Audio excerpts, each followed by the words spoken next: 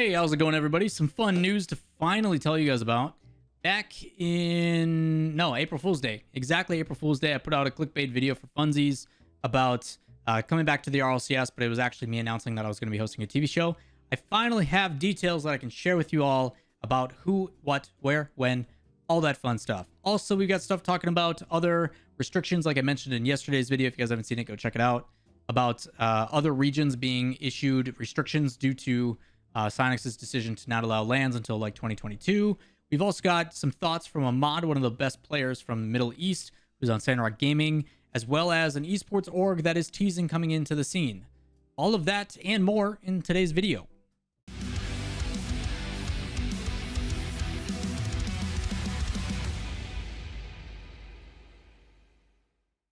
What's up, everybody? Lawler here, your inside source for all things Rocket League. Some fun things to talk about today.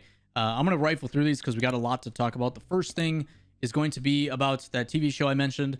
For those that don't know, like I said, on April Fool's Day, we put out a video teasing, obviously, clickbait stuff because April Fool's Day and I'm a jerk. And the second half talking about a TV show that I was going to be hosting in the future. Everything has been finalized, the contract officially signed, which I'm super excited for. And I ended up putting out this tweet talking about how we want your interaction. For those that don't know, I'm going to be hosting a TV show on Sportsnet, and it feels so good to finally say it. Sportsnet is Canada's #1 sports network. They do a lot of emphasis, obviously, on hockey because Canada, but hopefully nobody gets mad at me for that. The whole point of it is going to be broken down. I can provide some specifics. First segments are going to primarily be like top plays. If you guys just got done watching like the RLCS X Championships, the ability to once a month, it is going to be a monthly show, by the way, but if you missed out on some stuff and you want to check out the coolest things that happened, or you just weren't able to tune in every single time, you're going to be able to go and check out in the first segment your top plays, your top highlights, just because it's really digestible content, and who doesn't like seeing high, flashy, sick plays from the Rocket League scene.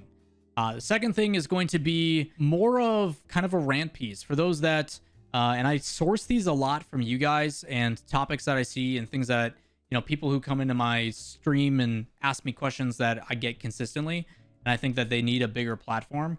Now we kind of have that platform to discuss, you know, if people want me to talk about no lands or how I feel about certain formats or any of that kind of stuff, or if I want to talk about why Rocket League is so similar to hockey, or, you know, big topics that we think we need that extra attention. Now we have the ability to do that with like highly produced content, really good editors, and TV production, which is going to be really, really cool.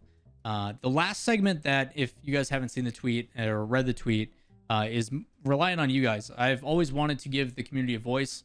Even in my early podcasts, I've always done like a community segment, the ability for cool art or questions that need to be answered, Q&A stuff, or any of that kind of stuff, top clips, really cool moments. That's kind of what the segment is for. So once a month, I'm going to probably put out a tweet, or we're going to find a way to funnel it in, the YouTube comments, all that kind of stuff.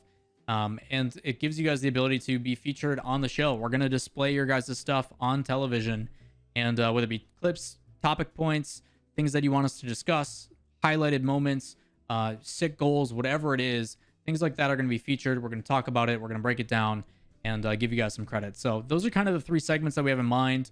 One is going to be top clips and plays. One is going to be a conversation piece or kind of like a rant. And the third one will be a community. And that may also be like a question or something we want to discuss. So that is the general premises of the show. Super excited to announce it. But with that said, let's get into the rest of the news. The first other topic of news, if you guys didn't see it in my video yesterday, which should be up here down below somewhere, or possibly in the related, was that obviously Synex, because of the pandemic and stuff, is putting restrictions on allowing to use Rocket League at live events for safety reasons, and that spreads to other regions. Recently put on the subreddit, it was stated that the Saudi Federation for Electronic Sports was looking to obtain a Rocket League permit. This is not the first time that they've tried to do this, and they were denied. Ahmad, one of the players, one of the best players in the world, and notably a person that has been desiring to play in the RLCS for 5 years, plays for Sandrock Gaming from the Middle East, and ends up having some tweets and some thoughts about this. He ends up stating that this is the second attempt at acquiring a license for the RL LAN, our first one. The least you can do for us is let us play our event. We've got nothing to play for, nor purpose to achieve, implying that, hey, we can't play in the RLCS. What else are we playing for? Let us know what it feels like to compete on LAN. We want that desire. And he ends up quote tweeting another organizer, basically stating like, yo, this thing's not allowed. We're going to have to find a different game. It actually directly translates to the Saudi Federation for Electronic Sports began communicating again with the company to obtain a permit to set up Rocket League. And then it talks about how they weren't able to do it and that they're going to have to go and move forward without it. So they are going to have to exchange a second game and that they're not able to do it. Mod also talks about other games, get licenses. Do you want to support us? If so, prove it. So Ahmad, I can understand the frustration, man. It's been 5 years.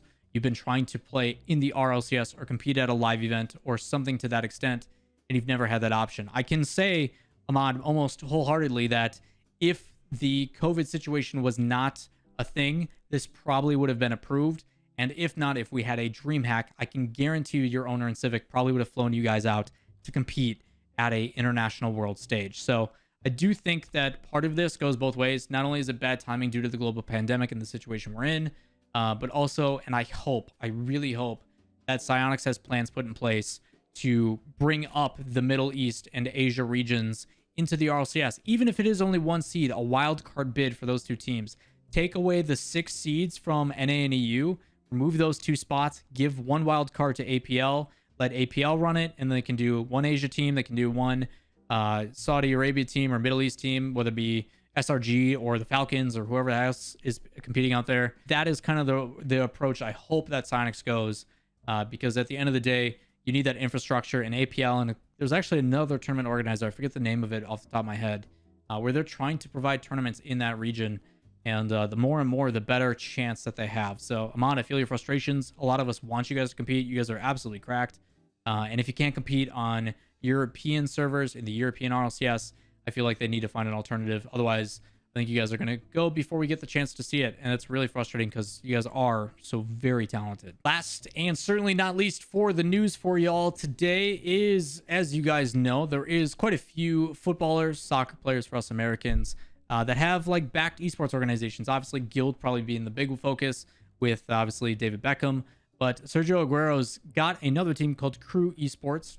Probably butchered the heck out of that name. Ended up putting out a tweet with a soccer ball and a car and a question mark, which, I mean, what else is it going to be teasing? So it does look like they are trying to get into it. More information on KRU Esports. They were founded in 2020 and is not a slap a name on the outfit, as this article states.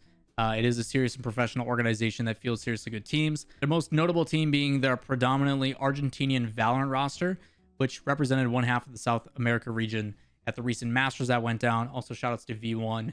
You did NA proud, but what are you going to do against Liquid, Fnatic, and like Sentinels? Like, dude, Sentinels are good. Sentinels are really good. Obviously, they also have players in FIFA, but ultimately are teasing that there is potential that they will be in Rocket League. And I mean, I don't know who else they would be hinting at with this tweet, but who they're going to sign is kind of the interesting one. And overall, if I look at the rankings in Europe, the highest point team that is not signed is technically Galaxy Racer, as they've released their roster. The next like highest team that hasn't been signed is probably White Demons.